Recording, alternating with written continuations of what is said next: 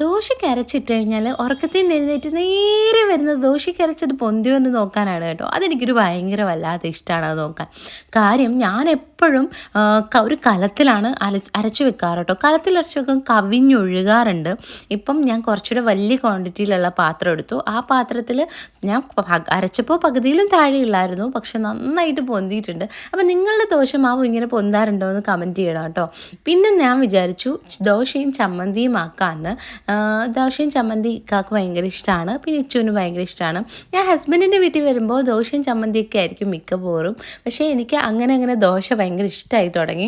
പക്ഷേ എൻ്റെ വീട്ടിൽ എൻ്റെ ഉമ്മ ഉണ്ടാക്കുന്നത് മെനക്കെട്ടുണ്ടാക്കുന്ന പലഹാരങ്ങളാണ് കേട്ടോ. ദോശയെക്കാളും കൂടുതൽ ഉണ്ടാക്കുന്നത് നമ്മുടെ പത്തിരിയും ഒറോട്ടിയും അങ്ങനെയൊക്കെയുള്ള സാധനങ്ങളാണ്, ചപ്പാത്തി അങ്ങനെയൊക്കെയുള്ള പലഹാരങ്ങളാണ് ഉമ്മ മെനക്കെട്ട് നിന്നുണ്ടാക്കുന്നത്. പക്ഷേ എനിക്ക് മെനക്കെടാൻ ഇഷ്ടമില്ലാത്തതുകൊണ്ട് ഞാൻ ദോശ, നാളെ ഇഡലി ആയിരിക്കും. അപ്പോൾ അത്രയേ ഉള്ളൂ.